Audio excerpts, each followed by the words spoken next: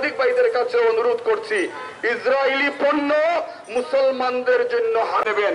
মনে রাখবেন, মুসলমান হিসাবে মৃত্যুর পরে কিন্তু এই মুসলমান জাতি মহান আল্লাহর, আপনারা ইসরায়েলি পণ্য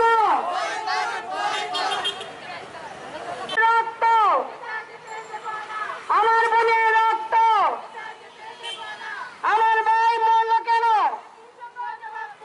আমার ভাই মরল কেন, আমার বোন মরল কেন, আমার সন্তান মরল কেন, ইসরায়েলি পণ্য, ইসরায়েলি পণ্য, ফিলিস্তিনে হামলা, রাফাল হামলা, ফিলিস্তিনে হামলা। নগরী সিলেটের বিভিন্ন পর্যায়ে সম্মানিত ব্যবসায়ী, সম্মানিত দোকানদার ভাইরা যারা আছেন, আজকে সিলেট জেলা মহিলা দলের এই মানববন্ধন থেকে আপনাদের প্রতি আমাদের আহ্বান থাকবে, আমরা ইমানি দায়িত্ব থেকে আমরা মুসলমান হিসাবে যেভাবে নির্বিচারে আমাদের ভাই বোনদের, আমাদের সন্তানদের হত্যা করা হচ্ছে, আমরা অন্তত পক্ষে যারা ব্যবসা করি তারা ইসরায়েলি পণ্য বয়কট করার সিদ্ধান্ত নেই।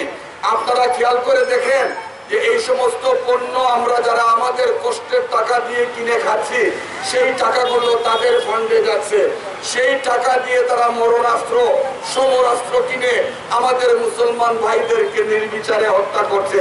সুতরাং আমরা যারা মনে করি আমরা মুসলমান এবং মুমিন, আমাদের দায়িত্ব হচ্ছে ইসরায়েলি পণ্য বয়কট করা। আমাদের দায়িত্ব হচ্ছে যারা আমরা ব্যবসা করি, আমরা প্রত্যেকে আমাদের প্রত্যেকের দোকানে স্টিকার লাগিয়ে দেব, ইসরায়েলি পণ্য বয়কট করুন, আমরা ইসরায়েলি কোনো পণ্য বিক্রয় করি না। সুতরাং সব মুসলিম ভাই বোনেরা, শুধু মুসলিম ভাই বোন কেন, সবাই আপনারা একাত্ম হন। আমরা বাংলাদেশের প্রত্যেকটা মানুষ এক হয়ে আমরা ইসরায়েলের বিরুদ্ধে রুখে দাঁড়াবো। আমরা আমাদের ফিলিস্তিনি ভাই বোনের পক্ষে আমরা আছি, আমরা মুসলমান জাতির পক্ষে আছি। আমাদের এটা ইমানি দায়িত্ব, আমাদের মুসলমানদের ইমানি দায়িত্ব। আমরা এই দেশ থেকে যেহেতু কিছুই করতে পারবো না, আমরা অন্তত একটা প্রতিবাদ তো করতে পারি আমাদের মুসলমান ভাই বোনদের জন্য। যে হারে প্রতিদিন হাজার হাজার লক্ষ লক্ষ ভাই বোন বাচ্চারা মারা যাচ্ছে, এই দৃশ্য আমরা ইন্টারনেটে প্রতিদিন দেখছি।